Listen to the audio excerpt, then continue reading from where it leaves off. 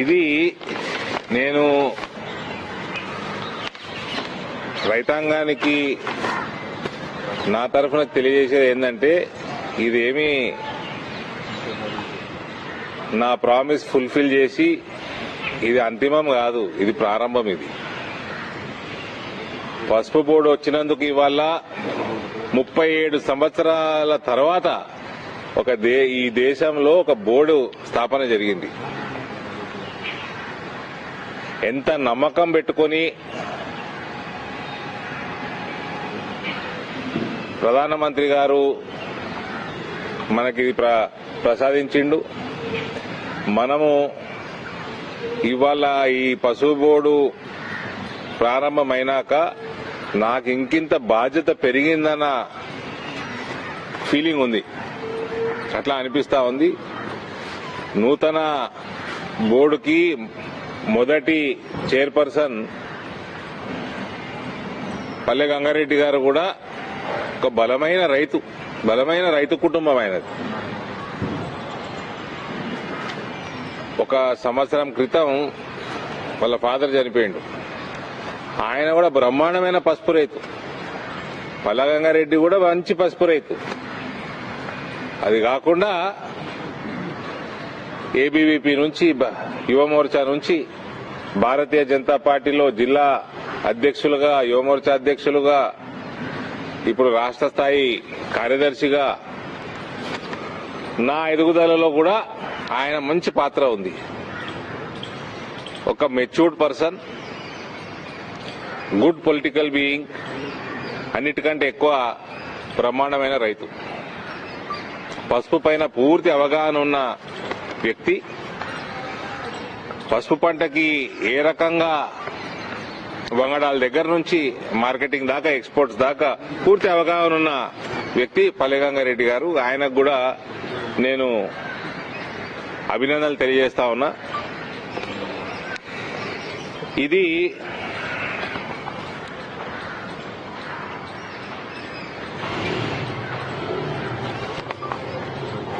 పసుపు బోర్డు వల్ల కేవలం పసుపు రైతులకే బెనిఫిట్ అవుతుంది అనుకోవడం తప్పండి. మన పసుపు బోర్డు వల్ల అనేక రంగాలు, అక్కడ పరిశ్రమలు, ప్రాసెసింగ్ యూనిట్ కానీ, ప్యాకేజింగ్ యూనిట్లు కానీ, ట్రాన్స్పోర్టేషన్ కానీ, హాస్పిటాలిటీ ఇండస్ట్రీ కానీ, ఇవన్నీ కూడా పెరిగే అవకాశాలు ఉన్నాయి. ఇవన్నీ పెరగాలి అంటే ప్రమాణమైన బేసిక్ ఇండస్ట్రియల్ ఇన్ఫ్రాస్ట్రక్చర్ కూడా మనం అక్కడ చేసుకోవాలా. ఒకసారి ఇటువంటి ఇన్ఫ్రాస్ట్రక్చర్ డెవలప్ అయినప్పుడు, ఇటువంటి కల్చర్ డెవలప్ అయి, ఇండస్ట్రియల్ కల్చర్ డెవలప్ అయినప్పుడు పసుపుకు సంబంధించే కాదు, ఇతర ఇండస్ట్రీస్ కూడా వచ్చే అవకాశం ఉంటుంది. ఎందుకంటే నిజామాబాద్ ప్రాంతం, ఉత్తర తెలంగాణ ప్రాంతం పసుపు కాకుండా అక్కడ చెరుకు, మన ప్యాడీ, కాటను, అనేక పంటలు, అక్కడ అల్లము,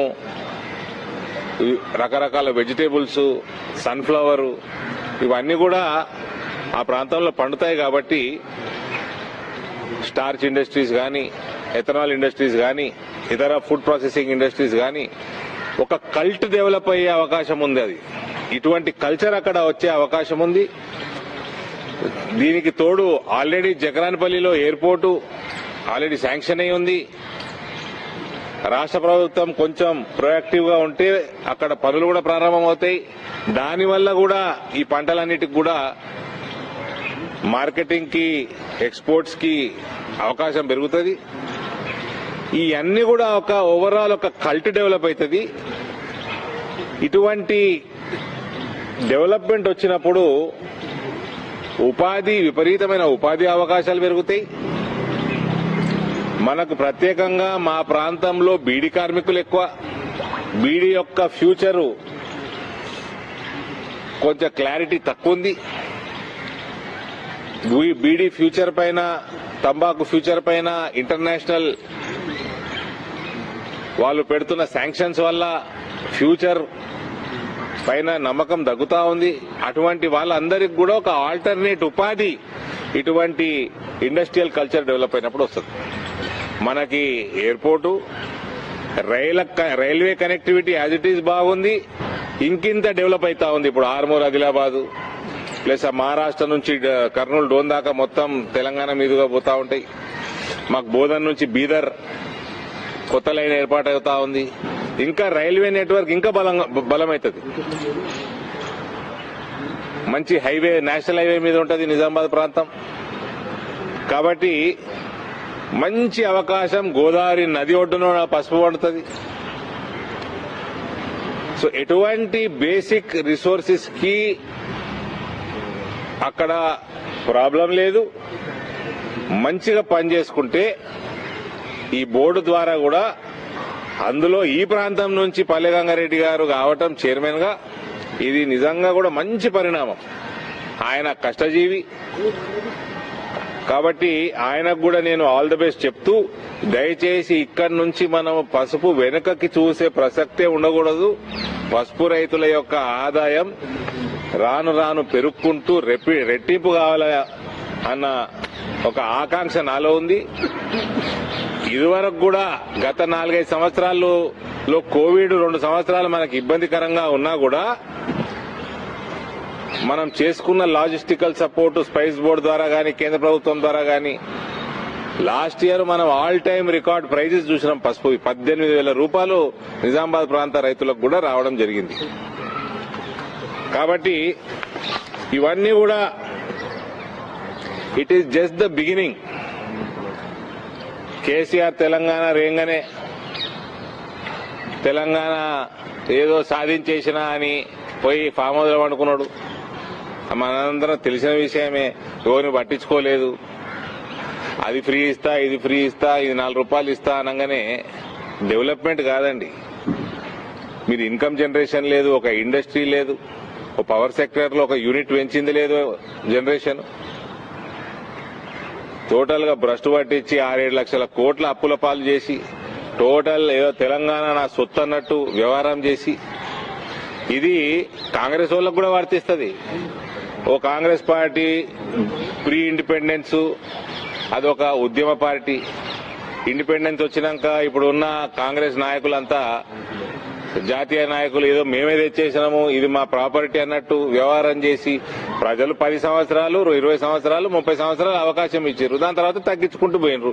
ఇలా కాంగ్రెస్ 90% దేశంలో వాళ్ళకు ప్రభుత్వాలు లేవు, సరైన సీట్లు లేవు. ఏదో 1-2 రాష్ట్రాలు తప్ప, అది కూడా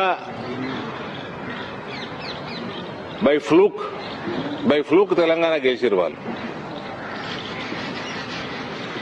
కాబట్టి పసుపు బోర్డు వచ్చింది. ఇక్కడి నుంచి మన బాధ్యత పెరుగుతుంది. దాని మీద పసుపు పంట మీద ఇంకింత పని చేయాల్సిన అవసరం ఉంది.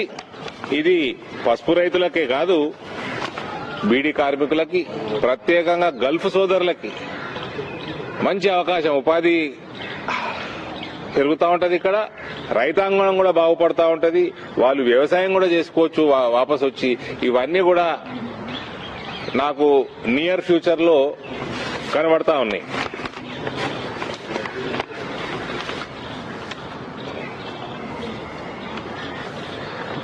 సో మరొకసారి ఇవాళ సంక్రాంతి రోజు ఇంత మంచి డెవలప్మెంట్ అయినందుకు ప్రధాని నరేంద్ర మోదీ గారికి, ఈ మొత్తం ప్రయాణంలో అమిత్ షా గారి పాత్ర పసుపు బోర్డే కాదు, పసుపు యొక్క దిగుమతులు తగ్గించడంలో, పసుపు యొక్క ఎగుమతులు పెంచడంలో, పసుపు యొక్క central office, head office Nizamabad లో రావడంలో అమిత్ షా గారి పాత్ర కూడా పెద్ద ఎత్తున ఉంది. పీయూష్ గోయల్ గారైతే నేనేమేమి ఆయనను ఎంత సతాయించిన్నో, ఎంత ఎమ్మడబడ్డానో ఆయనే చెప్పిండు పొద్దున. సో పీయూష్ గోయల్ గారికి నేను మనస్ఫూర్తిగా ధన్యవాదాలు తెలియజేస్తా ఉన్నా. This is not the end, this is just the beginning. BRS ఏమంటుందంటే మేము ఒత్తిడి తేవడం వల్లనే పసుపు బోర్డు వచ్చిందని బీఆర్ఎస్. కాంగ్రెస్ పార్టీ ఏంటంటే మేము లేఖలు రాయడం వల్లనే బోర్డు వచ్చిందని కాంగ్రెస్ పార్టీ. ఎవరు అన్నారు? కాంగ్రెస్ పార్టీ వాళ్ళు ఏం చేసుకున్నాడు ఈరోజు తుమ్మల నాగేశ్వర్. ఎడ్ల బండి పోతా ఉంటది, చక్రం తిరుగుతూ ఉంటది కదా, దాని మీద తుమ్మల నాగేశ్వర అన్న ఈగ ఆలిందట. ఈగ ఆలి ఆ చక్రం తిరుగుతా ఉంటే అది కూడా గిరగిర తిరుగుతా ఉంటే నేనే తిప్పుతున్నా చక్రం అనుకున్నదంట. ఈ తుమ్మల నాగేశ్వరరావుకు వయసు మీద పడ్డ చిలిపి చేష్టలు పోలే. 3 సార్లు లెటర్లు ఆయన ఏ పార్టీలో ఉన్నాడు ఆయనకన్నా తెలుసా? ఇప్పటికి 3-4 సార్లు వయసు వచ్చిందా నీకు? పార్టీలు మారుతా ఉన్నావు ఇంకా. వీళ్ళు ఎట్లాంటి వాళ్ళు అంటే ఈయనకంటే ముందు రెండే ఆయన నల్గొండ ఆయన వ్యవసాయ మంత్రి ఇంగ్రెడ్ నిరంజన్. వీళ్ళకి సొంత భూములు ఉన్నాయి. వీళ్ళు మినీ కేసీఆర్లు. వీళ్ళు వాళ్ళు మహబూబ్ నగర్ ఆయనది. అదే గట్లుంటది. వీళ్ళు మంత్రులు వాళ్ళు ఏ జిల్లాలో కూడా తెలియదు మాకు. మళ్ళీ మేము యాక్టివ్ పొలిటీషియన్. వీళ్ళ పోర్ట్ఫోలియోలు తెలియదు, వీళ్ళు ఎక్కడికెళ్ళి వస్తారో తెలియదు. ఫ్యామిలీ రూల్డ్ పాలిటిక్స్ అంటే ఇట్లుంటాయి. వీళ్ళకట వాళ్ళ వ్యవసాయ క్షేత్రంలో వ్యవసాయం చేస్తారట. బయట మాత్రం వేరే పొలాలలో కోరు, వేరే రైతులను పట్టించుకోరు. కేసీఆర్ బాపతి ఇదంతా. So silly comments, silly fellows. Tummala Nageswara Rao, నువ్వు తెలుగుదేశంలో ఉంటివి, నువ్వు కాంగ్రెస్ లో ఉంటివి, ఉన్నావు బీఆర్ఎస్ లో ఉంటివి. ఎప్పుడు రాయలే లేఖలు? ఇప్పుడే రాస్తావా? అప్పుడు చదువు రాలే? లేదా హరీష్ రావుకి అగ్గిపెట్ట దొరకనట్టు నీకు పెన్ను దొరకలేదా? ఊకే వయసుకు తగ్గట్టు బిహేవ్ చేయవా? టీఆర్ఎస్ అంటుంది మేము ఒత్తిడి తేవడం వల్లనే అరవింద్ తెచ్చిండేది, లేదంటే మా భయంతో అరవింద్ తెచ్చిండు. అంటే నా చేతి పెట్టి బాండ్ పేపర్ చేతి పెట్టి దిద్దిర్రా? ఓలు పట్టుకున్నారు చేతిరా? అది మా భయం టీఆర్ఎస్కి వెళ్ళి ఓలు పట్టుకున్నారు చేతు దిద్ది ఇచ్చిర్రా నాతోటి bond paper? From bond to board ఇది ఒక ప్రస్థానం. ఇది టీఆర్ఎస్ కు క్రెడిట్ ఇవ్వరా? బాండ్ రియలైజేషన్ అయింది. బాండ్ రియలైజేషన్ ఇప్పుడు బీడీ పరిశ్రమ నిజామాబాద్ బీఆర్ఎస్ అన్నది బ్రదర్ ఊకే అడిగి అది భూస్థాపితం కాబోతున్నది.